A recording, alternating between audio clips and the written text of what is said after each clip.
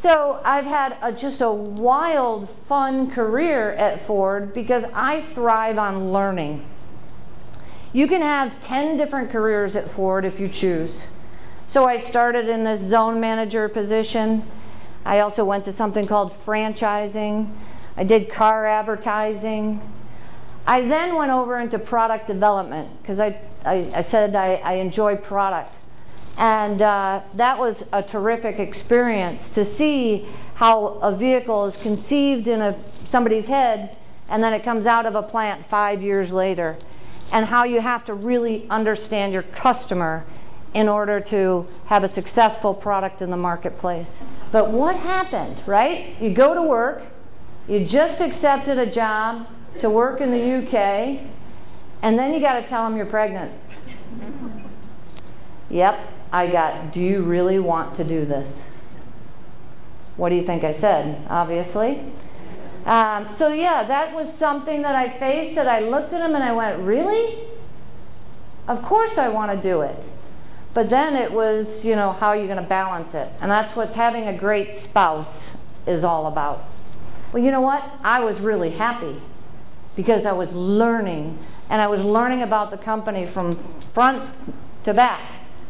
I was head of research. It was gratifying to me. And that's when I really started to reflect after all my time in the UK. When I worked very, very hard, I lost something.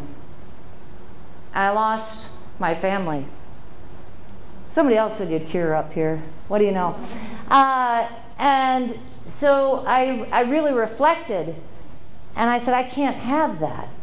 If you don't know what's important to you and your family and your friends, you'll never be successful. So that reflection of people telling me I couldn't do things, even though I was dedicated to the company, I changed. And I became a much happier person. And you know what, at the end of the day, I became much more successful at work. And I think that's what has taken me to a different level at work and at home, because I live in a happy home. So along the way, again, I've had different assignments, and I've grown and I've expanded my career development. And I thought, what next, right?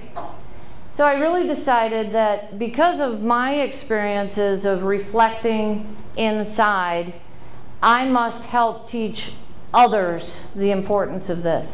And I don't mean to stand up on a podium, but I try to lead by example. And some of the things that Kimberly talked about, it's leading by example. And if you really think about what's important to employees, I feel that it revolves around feeling valued. That's important. Career development, that's important. Mentoring, do you have somebody watching out for you? That's important. And work-life balance. And as I reflected on that, I thought, okay, two things are wrong with how we approach those four elements. One is we've got something at Ford, it's called, and trust me, they've heard this before, so it's okay. They have something called HR Online. And it's got all these policies and procedures. How does that feel? Policies and procedures.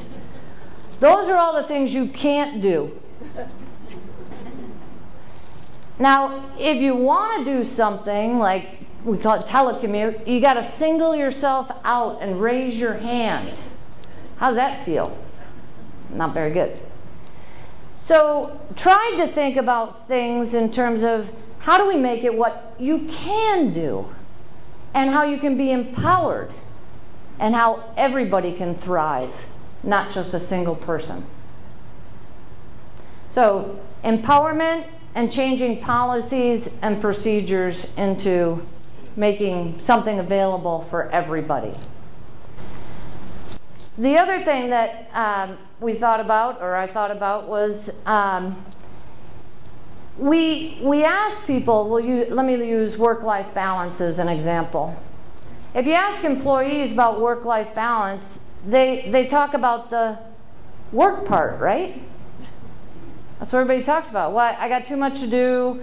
I'm getting emails over the weekend. I can't prioritize. I'm doing non-value work.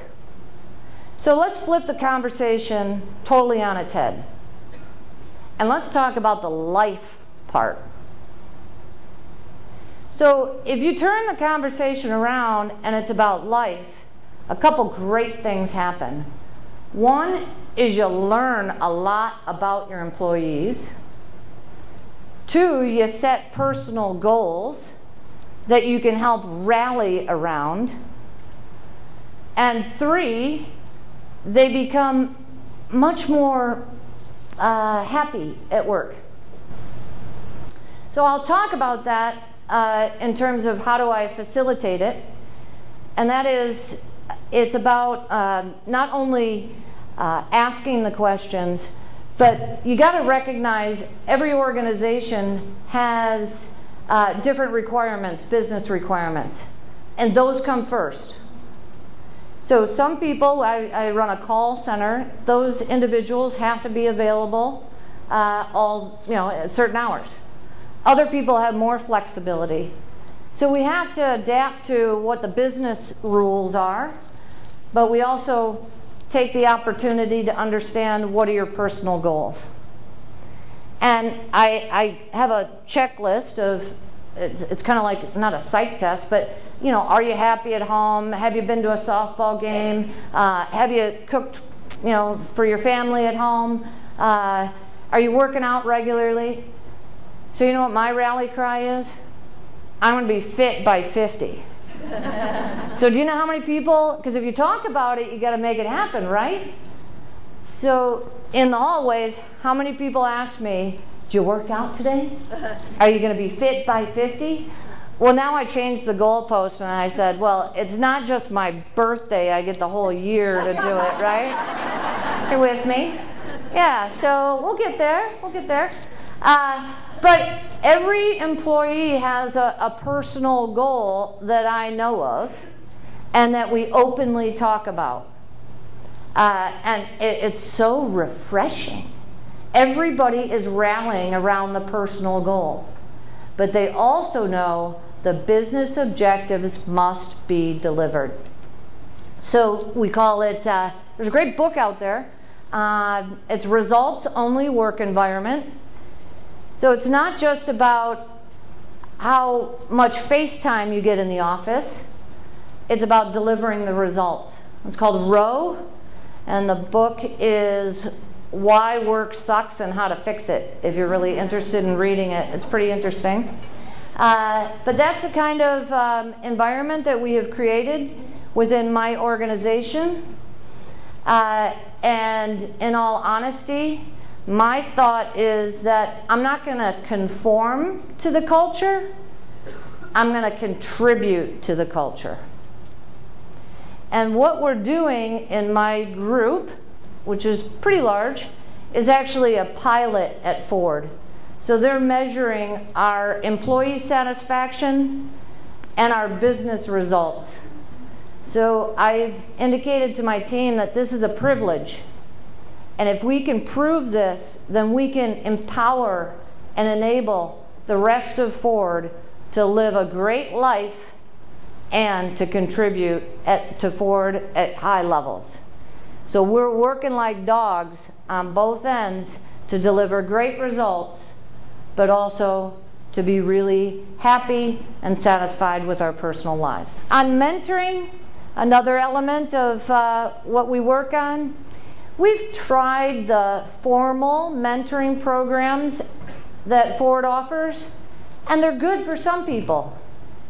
But again, they're also, you got to record when you met and what'd you talk about, and I don't know.